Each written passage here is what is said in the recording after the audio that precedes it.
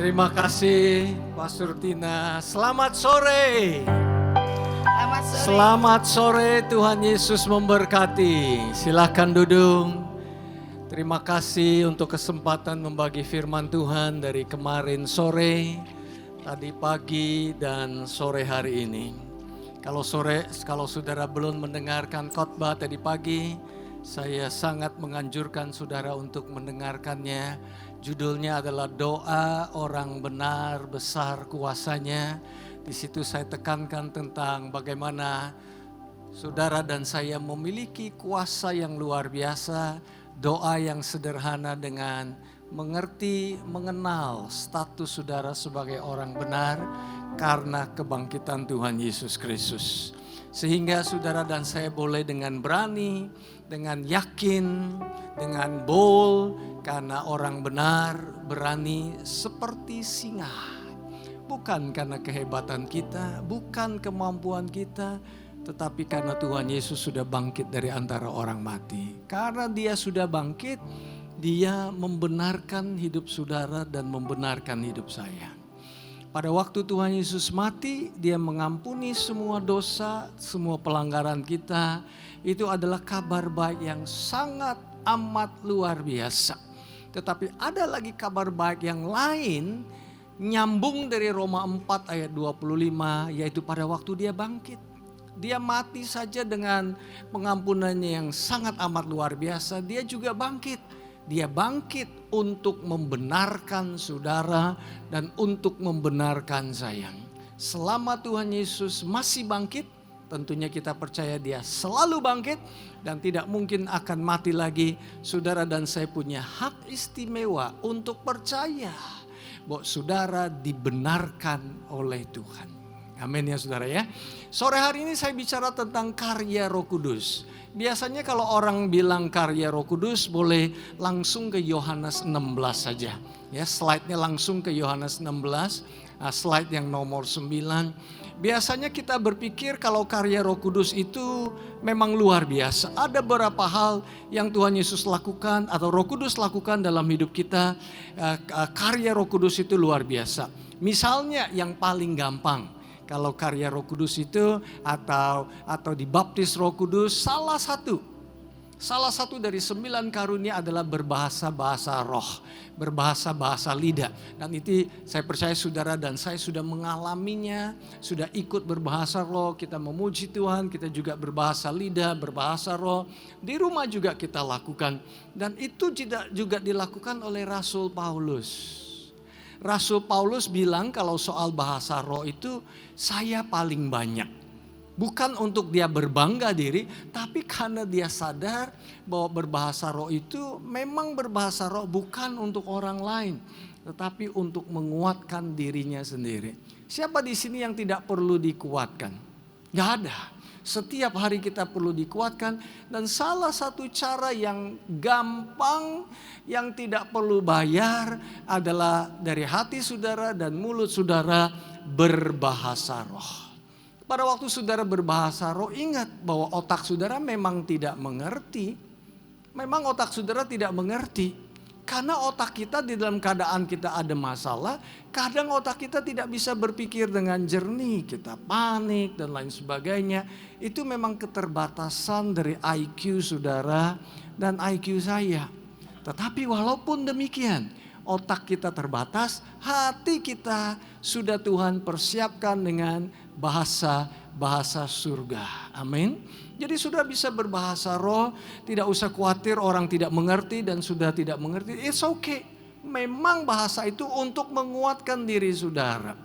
Tetapi di dalam gereja ada saatnya kita berbahasa roh, ada saatnya saya menyampaikan firman Tuhan bukan dengan bahasa roh, tapi bahasa yang dimengerti oleh pikiran saudara dan pikiran saya supaya saudara juga bisa bertumbuh di dalam Tuhan. Rasul Paulus berkata, jika aku berdoa dengan bahasa roh, bahasa lidah, maka rohku yang berdoa, tetapi akal budiku tidak menghasilkan apa-apa. Dan Rasul Paulus menggunakan dua-duanya, katakan dua-duanya. Dia pakai otaknya dan dia juga pakai hatinya. Dia pakai hatinya dan dia juga pakai otaknya. Jadi dua-duanya Tuhan berikan kepada saudara dan saya untuk kita lakukan, untuk kita praktekkan, dan untuk kita aplikasikan dalam hidup kita. Contoh lagi Yudas 1 ayat 20, waktu kita berbahasa-bahasa roh, kita membangun diri kita sendiri. Amin ya saudara ya. Apalagi yang sudah berpikirkan tentang Roh Kudus. Dia penghibur. Biasanya kalau di rumah duka ada kiriman bunga. Artinya Tuhan menghibur keluarga yang ditinggalkan. Itu salah satu peran Roh Kudus yang luar biasa. Apalagi peran Roh Kudus, dia menolong saudara. Dia menolong saudara di saat-saat saudara tidak mengerti mau ngapain. Dia menjadi penolong yang setia. Amin saudara ya. Nah sekarang saya ingin membagikan sesuatu yang bagus menurut saya dari Yohanes 16 ayat 8. Kita baca bersama-sama.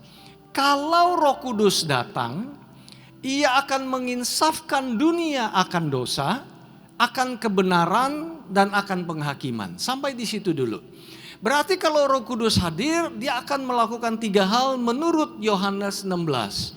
Yang pertama berbicara tentang dosa, yang kedua berbicara tentang kebenaran, yang ketiga berbicara tentang penghakiman. Nah tentang dosa untuk siapa, tentang kebenaran untuk siapa, untuk penghakiman untuk siapa, dijelaskan di ayat yang berikutnya. Ayat ke-9, tentang dosa karena mereka tidak percaya kepadaku. Jadi Roh Kudus hari ini masih sedang aktif bekerja kepada hati orang-orang yang belum mengenal Tuhan, yang merasa dia bisa selamat sendiri, yang merasa dia bisa melakukan kemampuannya dengan berbuat baik, sehingga dia layak untuk ke surga. Yang merasa juga dosa saya tidak ada apa-apanya, dosa saya nggak berat-berat banget. Itu Roh Kudus bekerja menginsafkan akan dunia ini, menginsafkan untuk kita, saudara dan saya yang dulu belum mengenal Tuhan, supaya kita sadar bahwa kita ini orang berdosa, dan Roh Kudus memperkenalkan Tuhan Yesus sebagai Tuhan dan Juru Selamat saudara dan saya, sehingga pada waktu kita percaya sama Tuhan Yesus, dosa kita diapain saudara? Diampuni, sehingga kita boleh masuk surga. Karena tidak mungkin orang masuk surga dengan ada dosa. Di surga tidak ada dosa. Di surga ada segala kemuliaan. Berarti saudara dan saya perlu diampuni dosanya terlebih dahulu supaya kita bisa masuk surga. Amin ya saudara ya. Itu yang sudah biasa kita dengar dan sering kita dengar. Sekarang ayat 10 ini luar biasa. Sebelum ayat 10, ayat 11 dulu deh. Akan penghakiman. Ingat, Roh Kudus datang mengingatkan akan dosa, mengingatkan akan kebenaran, dan mengingatkan akan penghakiman. Ayat 11, dia mengingatkan akan penghakiman karena penguasa dunia ini telah dihukum. Puji Tuhan. Lewat ayat ini saudara dan saya boleh berdoa dengan kuasa. Boleh berjalan hidup ini tidak usah takut dengan si jahat, si iblis. Karena mereka sudah dihukum oleh Tuhan di atas kayu salib. Memang sekarang mereka tujuannya itu untuk membohongin saudara dan saya. Jangan mau dibohongin. Amin saudara ya. Nah sekarang yang ayat yang ke-10 kita baca bersama-sama. Akan kebenaran karena aku pergi kepada Bapa dan kamu tidak melihat aku lagi. Hari ini saya mau menekankan ayat yang ke-10. Roh Kudus hari ini ingin mengingatkan saudara bahwa saudara dan saya adalah orang benar. Hari Sabtu saya khotbah tentang jalan-jalan kebenaran. Tadi pagi saya khotbah tentang doa orang benar, besar kuasanya. Bukan doa orang banyak, besar kuasanya. Puji Tuhan kalau ada orang yang banyak berdoa. Kita mengucap syukur. Bukan doa orang pinter besar kuasanya. Puji Tuhan kalau saudara punya IQ yang pinter. Tetapi firman Tuhan berkata doa orang benar besar kuasanya. Jadi waktu Tuhan menjawab doa kita karena status kita sebagai orang benar. Nah, hari ini saya ingin menekankan lewat ayat yang ke-9 tadi, Roh Kudus hari ini salah satu karyanya mengingatkan saudara dan saya bahwa saudara adalah orang benar. Bukan orang sempurna ya, jangan salah mengerti. Orang benar masih bisa berbuat salah, masih bisa ngomong salah, tetapi status saudara adalah orang benar. Status saudara adalah seperti anak-anak Tuhan, bisa saja salah ngomong masih bisa kadang emosi, itu namanya perjalanan hidup kita. Namun demikian status saudara, katakan status saudara dan status saya adalah orang benar. Keren itu saudara. Jadi Roh Kudus lewat ayat yang ke-9, maksud saya ayat ke-10, dia mengingatkan, menginsafkan dunia, menginsafkan saudara dan saya yang ada di dalam dunia ini, bahwa saudara adalah orang benar, karena ada karena di situ. Karena Tuhan Yesus sudah naik ke surga. Tadi kan saya bilang Roma 4 ayat 25, Tuhan Yesus diserahkan di kayu salib untuk mengampuni dosa-dosa kita, tapi dia dibangkitkan untuk apa saudara? Dibangkitkan supaya saudara dijadikan orang benar. Jadi pada waktu Tuhan Yesus bangkit, dia naik ke surga, salah satu tujuannya adalah membenarkan hidup saudara dan membenarkan hidup saya. Amin. Katakan saya orang benar. Katakan kiri kanan, saya orang benar. Bukan karena saya hebat, bukan karena dompet saya banyak, bukan karena A, B, C, D, E, F, G, tetapi karena Yesus sudah bangkit dari antara orang mati dan dia pergi kepada Bapa di surga. Nanti saya akan sebutkan mengapa pentingnya saudara mengenal hal ini. Tetapi saya kasih ayat yang berikut, Roma 8 ayat 16. Firman Tuhan menggenapi, mengingatkan lagi. Tadi kan kita bicara di Yohanes, sekarang bicara di Roma 8:16. Roh itu sendiri 3:21 bersaksi, menginsafkan, mengingatkan, bersaksi bersama-sama dengan roh saudara dan roh saya bahwa kita adalah anak-anak Allah. Kita adalah anak-anak Allah. Artinya apa? Saudara dan saya punya status yang luar biasa, punya kuasa yang luar biasa, punya status yang luar biasa. Amin. Amin ya saudara ya. Mengapa meyakinkan saudara akan kebenaran Allah itu begitu penting? Karena pada waktu saudara tahu saudara orang benar, berarti saudara tahu Tuhan Yesus sudah bangkit dari antara orang mati. Dan Tuhan Yesus tidak akan pernah mati lagi. Amin. Nah, saya ajak saudara melihat Roma 4 ayat 25 yang saya sebutkan tadi. Kita boleh baca bersama-sama. Yaitu Tuhan Yesus yang telah diserahkan. Next slide. Yang telah diserahkan karena pelanggaran kita. Pertanyaannya, kenapa Tuhan Yesus diserahkan? Kenapa Tuhan Yesus ada di kayu salib? Gara-gara saudara dan gara-gara saya yang berdosa. Dia tidak ingin saudara yang naik ke kayu salib. Kalau saudara dan saya naik kayu salib, hidup kita habis, kita mati. Tuhan tidak ingin saudara dan saya mati, jadi dia mengambil inisiatif, dia naik ke atas kayu salib, dia mengizinkan dirinya disalib. Dia diserahkan. Diserahkan apa? Diserahkan ke atas kayu salib gara-gara apa saudara? Gara-gara pelanggaran saudara dan pelanggaran saya. Itu tidak titik saudara, ada komanya. Jangan lupa sama komanya. Dan Tuhan Yesus dibangkitkan karena untuk apa saudara? Supaya saudara dan saya jadi orang benar. Amin ya saudara ya. Luar biasa. Sekarang slide yang berikutnya, convict, ada kata convict. Apa arti convict? Di dalam bahasa tadi Roh Kudus menginsafkan, atau di dalam bahasa lain Roh Kudus meyakinkan.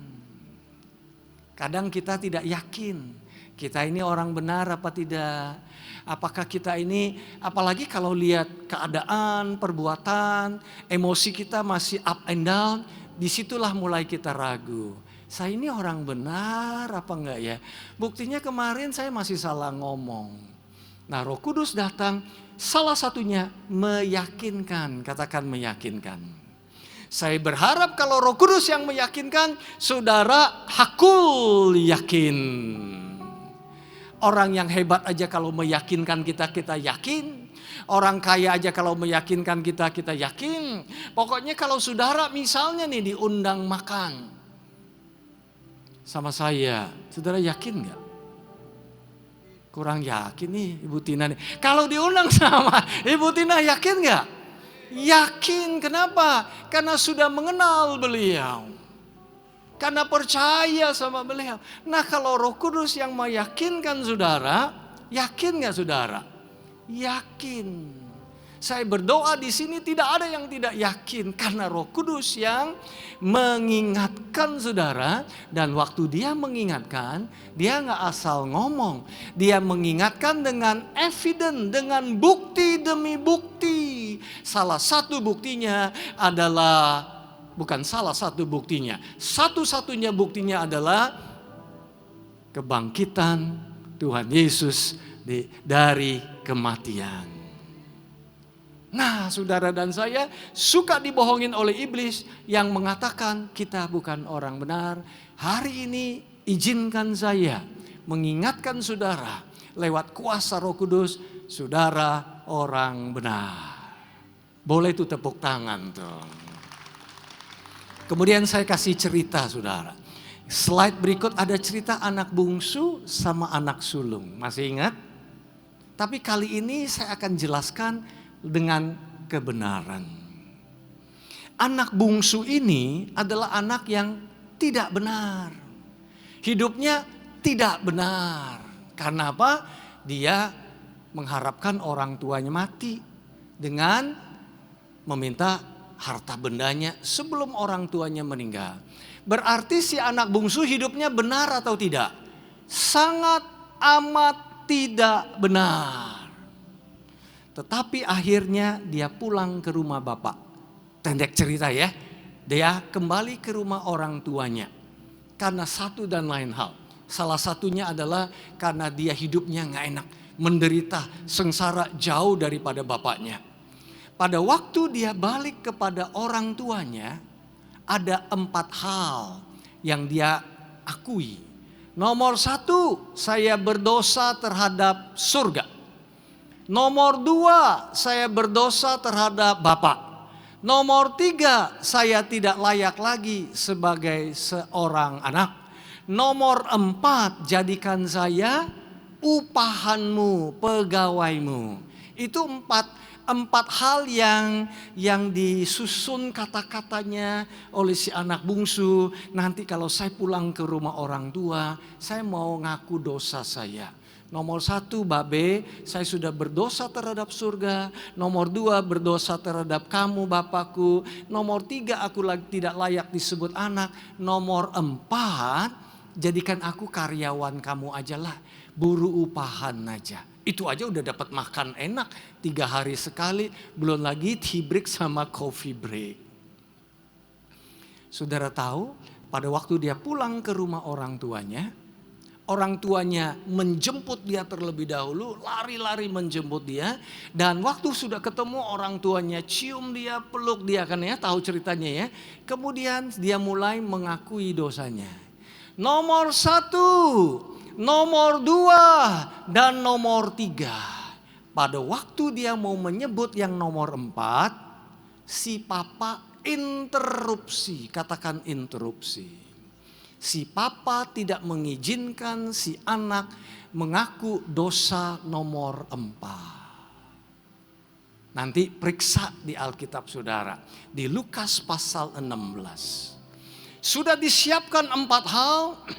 Dan bapaknya terima dia sudah berdosa terhadap surga. Betul. Nomor 2 dia sudah berdosa terhadap bapak. Betul. Nomor 3 memang dia sudah tidak layak disebut anak. Tetapi nomor 4 pada waktu dia mau merendahkan dirinya menjadi upahan sang bapa, bapaknya interupsi. Jadi si anak bungsu tidak sempat ngucapin 4 dosanya. Dan sebagai buktinya, tidak hanya omong saja, sang bapak mulai memberikan dia jubah. Jubah apa saudara? Kalau saudara baca di kitab Wahyu, itu jubah kebenaran.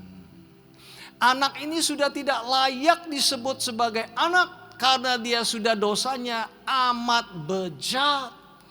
Bagaimana pertanyaan saya? Sang bapak memulihkan status sang anak yang sudah tidak layak lagi disebut anak menjadi seorang anak yang hilang dan kembali ke rumah orang tuanya. Jawabannya adalah di jubah. Jawabannya ada di cincin dan jawabannya ada di sendal. Yaitu bapaknya memberikan jubah kebenaran. Bapaknya memberikan cincin otoritas. Dan bapaknya memberikan sendal kebebasan. Sendal sebagai status seorang anak. Keren gak saudara?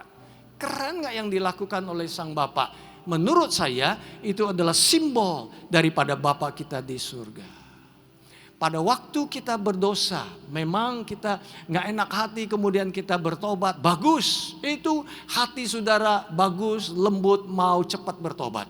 Tetapi yang kerennya, Tuhan tidak ingin saudara merendahkan derajat saudara. Memang kita salah, memang kita tidak sempurna, memang kita work in progress. Tetapi sang Bapa tidak ingin saudara merendahkan martabat saudara sebagai putra putri kerajaan surga.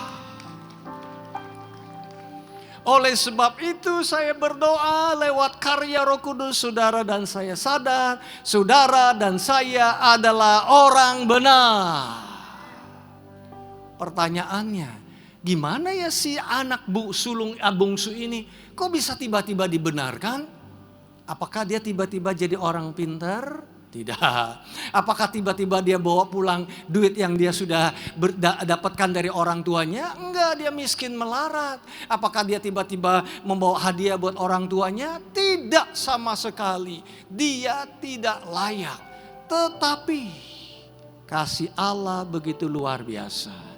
Kasih Allah telah mengampuni dosa kita lewat kayu salib. Dan kasih Allah telah membenarkan saudara dan saya lewat kebangkitan Tuhan Yesus. Wow.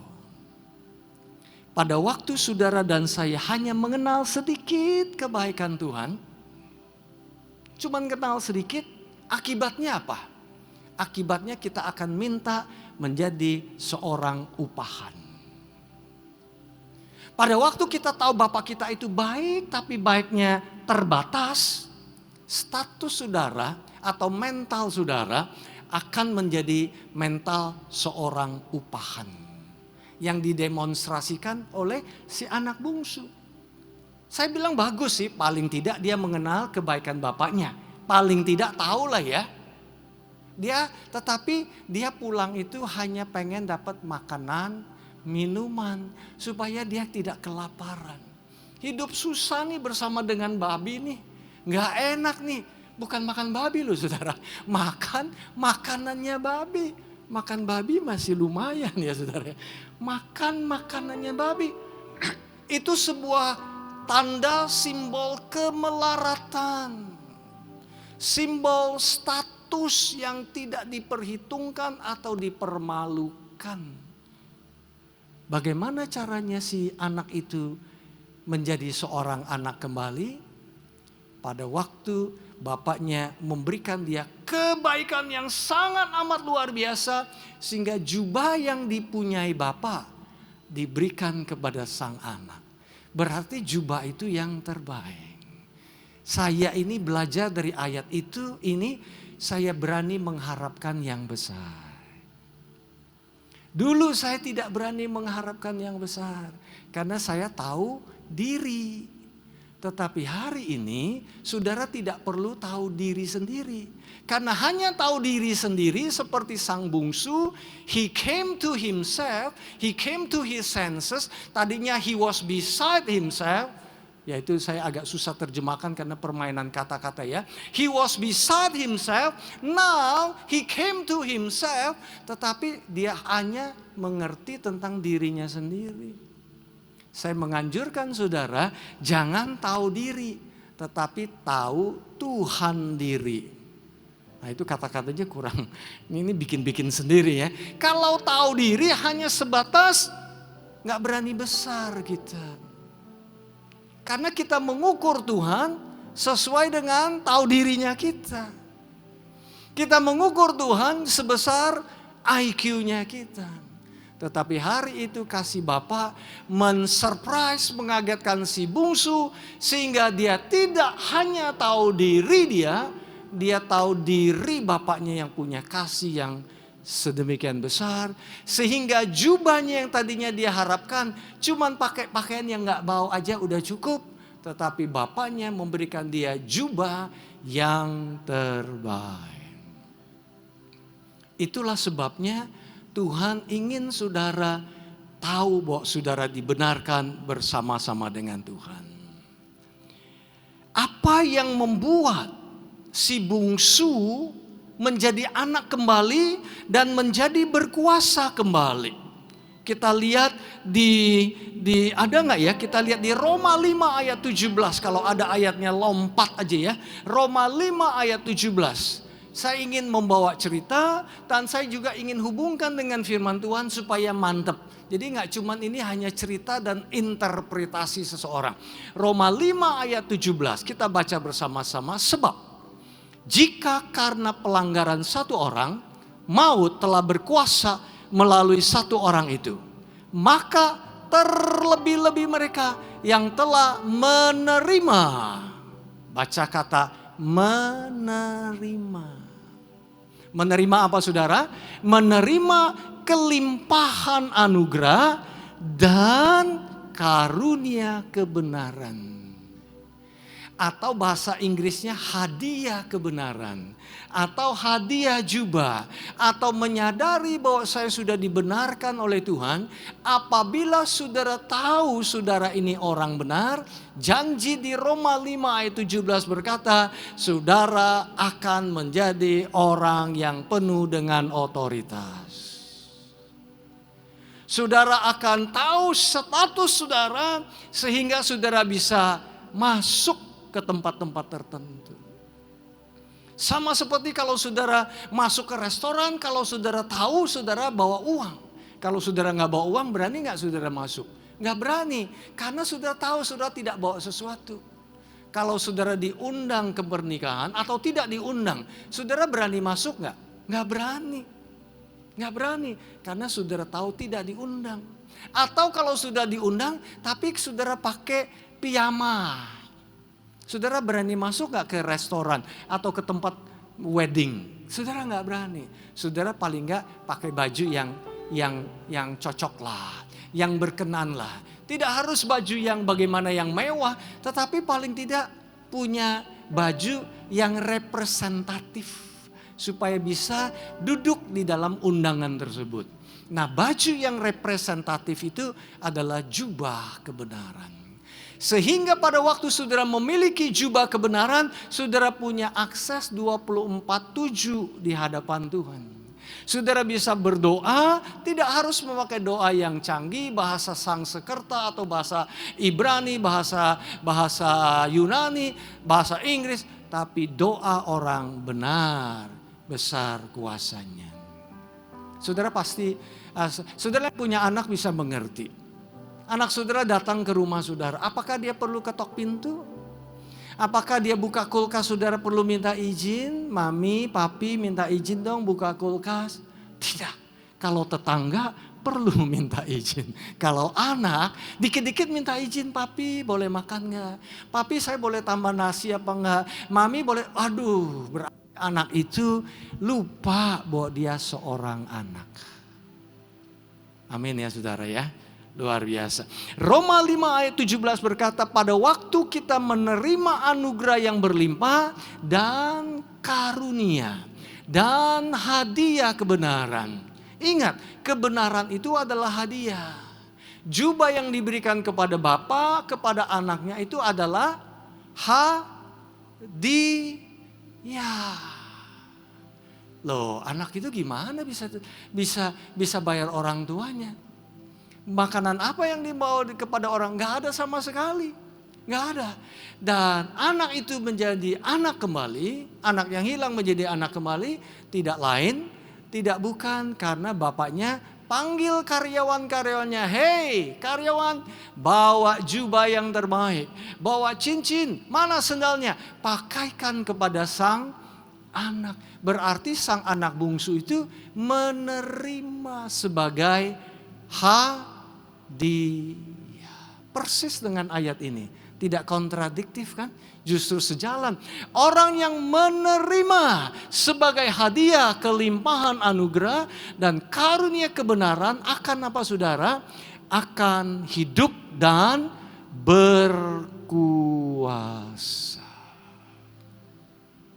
Akan hidup dan berkuasa. Oh, dengan duit saudara, hasil usaha sendiri, saudara bisa berkuasa. Tapi kuasanya terbatas karena dari hasil jerih lelah saudara. Tetapi kalau kita menerimanya sebagai hasil, kalau saya boleh pakai istilah, jerih lelah Tuhan Yesus di atas kayu salib, mati dikubur, hari ketiga bangkit dari antara orang mati, itu jerih lelah Tuhan Yesus yang tidak bisa dibayar oleh duit sebesar apapun. Amin saudara ya. Luar biasa. Kembali sekarang kita lihat yang anak sulung. Mau ya kita lihat anak sulung dan kita tutup. Anak bungsu itu unrighteous. Ini saya mainin kata-kata. Righteous kebenaran. Anak bungsu itu unrighteous. Un itu tidak. Dia sama sekali tidak benar hidupnya. Unrighteous. Tetapi yang unrighteous itu menjadi righteous karena jubah. Tadi kita sudah sebut. Sekarang anak sulung. Anak sulung itu self-righteous. Merasa dia bisa punya sendiri. Merasa dia mampu sendiri. Merasa dia hebat sendiri. Dan memang pada waktu bagi harta anak bungsu anak sulung, si anak sulung dapat 2 bagian dibandingkan dan adik. Jadi memang statusnya lebih banyak. Kalau ada 90 juta dibagi, anak bungsu dapat 30 juta, anak sulung dapat berapa? Kalau soal hitungan saudara cepet banget sih. 60 juta. Berarti kayaan si anak bungsu atau anak sulung? Ya anak sulung. Tetapi kesalahan anak sulung yang kata orang mewakili orang-orang Farisi Saduki adalah self-righteous. Dia merasa hebat sendiri. Bagaimana caranya sang bapa memulihkan sang anak sulung? Keren sekali.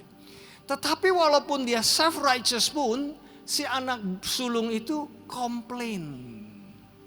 Komplain sama kebaikan Bapak di surga. Komplain sama Bapak, kenapa si anak bungsu ini, adikku ini udah banget deh jahatnya. Kenapa kamu terima dia kembali? Kesel, marah. Karena dia merasa dia saja yang benar. Orang yang self-righteous susah untuk menerima kebaikan Tuhan. Karena dibilang hidup ini kan saya udah upayakan dengan sekuat tenaga. Enak aja kamu bilang ada mukjizat. Saya kerja dari siang dan malam cuma dapat segini tahu. Untung saya cuma segini tahu. Sehingga kalau orang lain diberkati dia merasa enak aja kamu dapat dari Tuhan segitu. Harus kerja keras. Kerja kerasnya gak salah saudara. Kerja ekstramal gak salah sama sekali. Tapi itulah keadaan si sulung. Tapi walaupun dia self-righteous, mental karyawan juga. Mental orang upahan. Buktinya apa? Dia lebih kaya, Tapi nggak pernah menikmati hidupnya dengan potong lembu, dengan potong makanan, minuman. Nggak berani dia. Karena dia berhubungan dengan bapaknya sebagai bapak yang transaksional. Katakan transaksional. Artinya kalau saya baik, bapak akan baik. Kalau saya buruk, saya nggak berani hubungan sama bapak. Buktinya dia bilang, Babe, selama ini aku udah kerja keras loh. Aduh udah kerja nggak kayak si adekku. Mana sih kamu nggak pernah potongin kambing buat saya? Nggak pernah potong lembu sehingga saya nggak pernah pesta sama teman-teman saya. Kenapa ya orang yang punya duit lebih banyak dari adiknya nggak pernah potong kambing, potong domba, potong lembu? Karena apa? Karena mentalnya tidak sampai di situ. Terakhir, bagaimana caranya si bapak memulihkan sang kakak? Tidak sampai selesai si ayatnya, tapi bapak memberikan sebuah pertanyaan. Pertanyaannya adalah, nak, gak apa-apa kan adikmu sudah balik, dia sudah hilang betul, tapi dia sudah balik. Mari kita bersuka cita, nak. Gak mau, kata sang kakak. Ayolah nak. Kemudian dia bilang, bukankah milikku, milikmu juga? Itu pertanyaan yang dalam. Bukankah milikku, milikmu juga? Dengan kata lain, sang kakak lupa dia punya seluruh harta orang tuanya. Dengan kata lain, sang kakak lupa statusnya sebagai putra putri kerajaan surga. Dengan kata lain, sang kakak lupa bahwa di hadapan bapaknya dia boleh potong kambing, dia boleh potong lembu, dia boleh ikut-ikutan menikmati berkat surga. Dengan kata lain, sang sulung tidak sadar status dia sebagai orang yang dibenarkan oleh Bapa di surga. Kita kembali ke ayat Yohanes tadi sebelum kita tutup ibadah kita. Yohanes tadi boleh dikeluarkan. Bukan Lukas ya. Yohanes yang slide yang ke-9. Kita kembali ke slide yang ini. Karya Roh Kudus. Kalau ia datang, ia akan menginsafkan dunia. Ia akan meyakinkan dunia. Dia akan meyakinkan dunia. Di dalam bahasa New King James, convict yang tadi saya sebut. Convict itu meyakinkan dengan bukti-bukti. Dia akan meyakinkan apa? Dia yakinkan dunia. Dunia ini di mana saudara dan saya tinggal termasuk. Di dunia ini ada beberapa. Ada orang berdosa, ada anak Tuhan, ada juga si jahat. Dia meyakinkan dunia tentang apa? Tentang dosa. Karena mereka tidak percaya. Dosa di situ bukan dosa-dosa, tapi satu dosa, yaitu dosa tidak percaya. Bukan dosa-dosa karena perbuatan dosa, lebih daripada itu dosa singular. Karena orang di dunia ini tidak percaya sama Tuhan Yesus. Roh Kudus ingin kasih tahu, kalau kamu gak percaya, kamu tidak mendapatkan keselamatan. Dan Tuhan Yesus sudah bayar harganya. Nomor 3 terlebih dahulu. Dia menginsafkan, dia meyakinkan akan penghakiman kepada penguasa di udara ini yang telah dihukum. Dan nomor 2, ayat yang ke-10.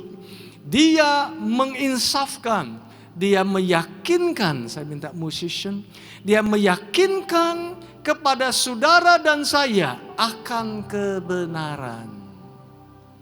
Alasannya apa dia bisa meyakinkan saudara akan kebenaran? Karena Tuhan Yesus sudah bangkit dari antara orang mati. Kenapa Roh Kudus ingin meyakinkan status saudara? Karena dia tahu, kalau saudara tahu status saudara, dia tidak akan banyak berkutik. Karena si iblis tahu kalau saudara ragu terhadap status saudara, saudara akan gampang diombang-ambingkan oleh berbagai macam tantangan dan rintangan. Tapi kalau saudara tahu status saudara, saudara akan kembali ke rumah Bapa. Walaupun sudah bersalah, walaupun sudah berdosa, saudara bisa meminta ampun dari Tuhan dan boleh kembali ke rumah Bapa dan dibenarkan oleh surga. Itu yang Roh Kudus salah satunya di antara banyak yang lain meyakinkan diri saudara dan saya sebagai orang benar. Katakan saya orang benar. Memang sih saya masih bisa salah ngomong. Tapi status saya sebagai orang benar. Roh Kudus mengingatkan saudara, bersaksi dengan roh saudara, saudara adalah putra putri kerajaan surga. Sesuai dengan nama JKI Injil Kerajaan, saudara memiliki kabar baik dari kerajaan surga. Putra putri kerajaan surga. Amin. Amin saudara, berikan tepuk tangan buat Tuhan. Kita bangkit berdiri, katakan saya orang benar. Saya orang benar. Saya sudah dibenarkan. Saya sudah dibenarkan. Saya memiliki otoritas. Saya memiliki otoritas. Saya memiliki keyakinan. Saya memiliki memiliki apa yang Tuhan miliki. Saya bisa berdoa supaya kerajaan Allah turun ke muka bumi. Karena status saya sebagai orang benar.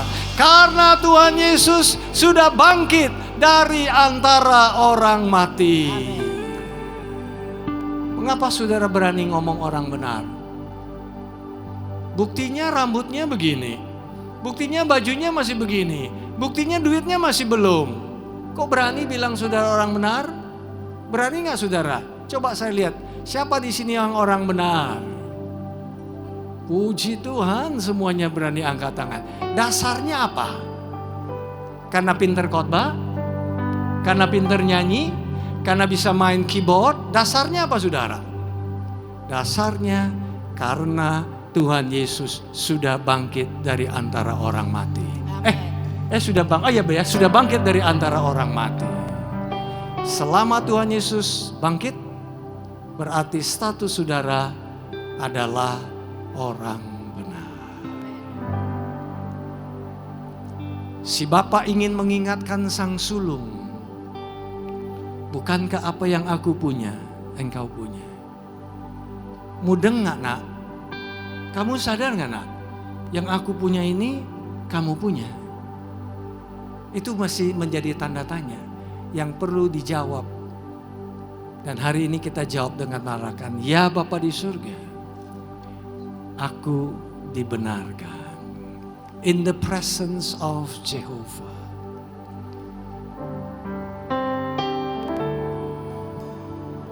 In the presence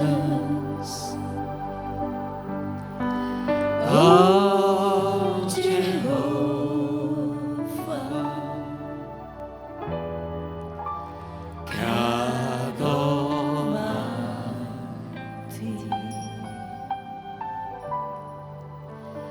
Prince of Peace,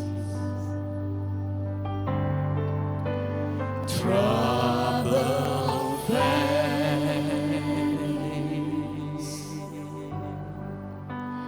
hearts are mended in the presence of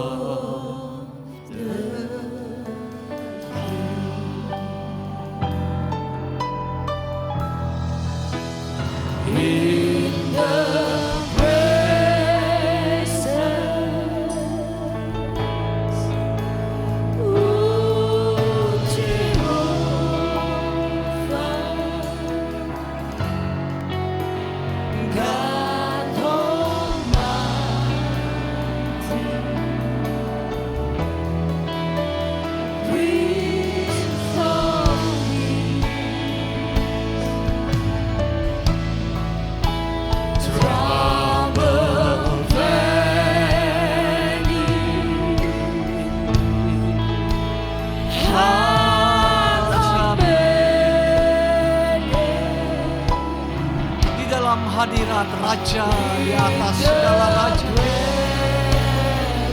Kuasa intimidasi tidak berkuasa. Kekalahan tidak memiliki kemenangan dalam hidup.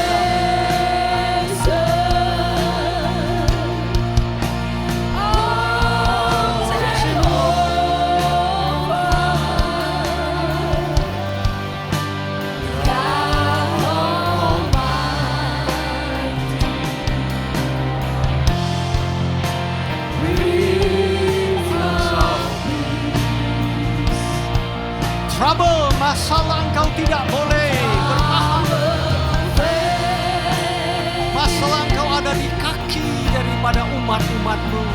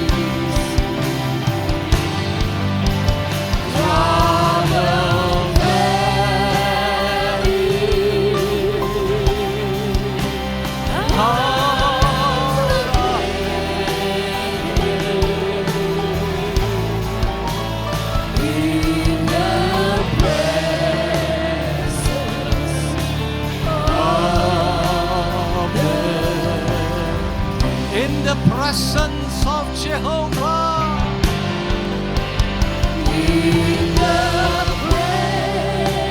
Ambil otoritas saudara sebagai orang benar. Buat negara dan bangsa saudara. Buat hidup saudara dan hidup saya. Buat gereja saudara. Saya orang dibenarkan. Saya berdiri teguh di hadapan Bapa di surga.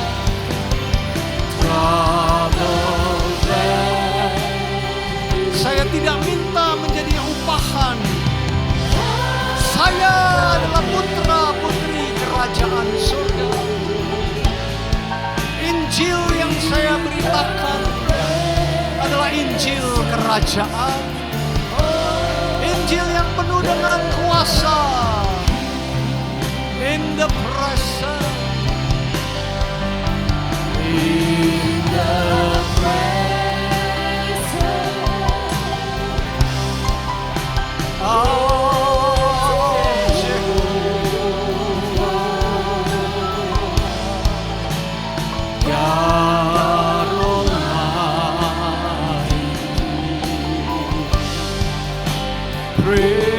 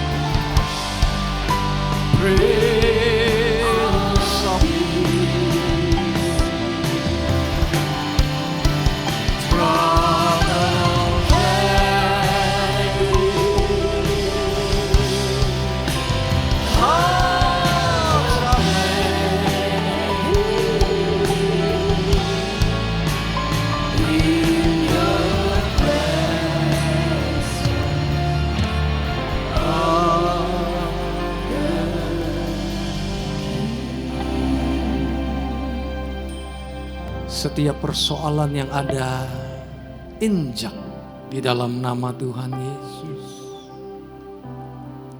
Persoalan tersebut tidak boleh masuk ke hati saudara.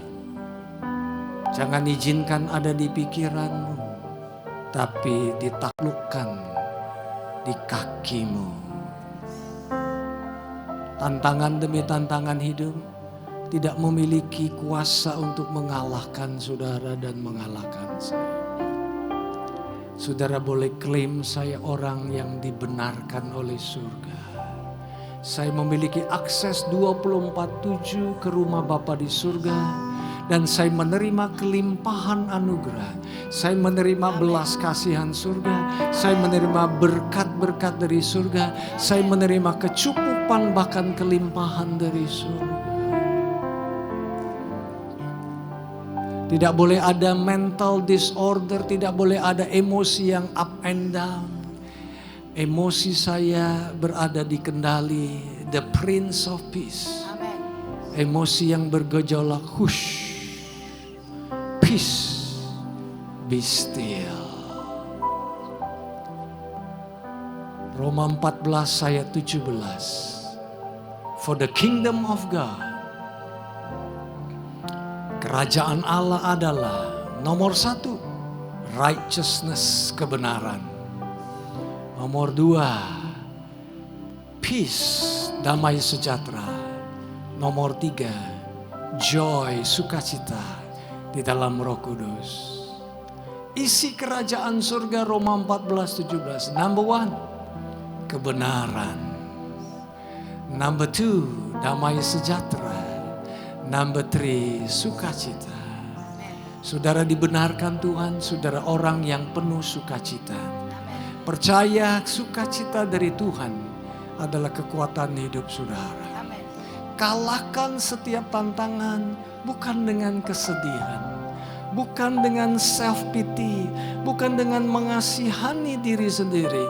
Kalahkan ketakutan, kekhawatiran dengan sukacita dari surga. Amen. Dengan sukacita daripada surga, karena Yesus sudah bangkit dari antara orang mati. Saudara disebut orang benar.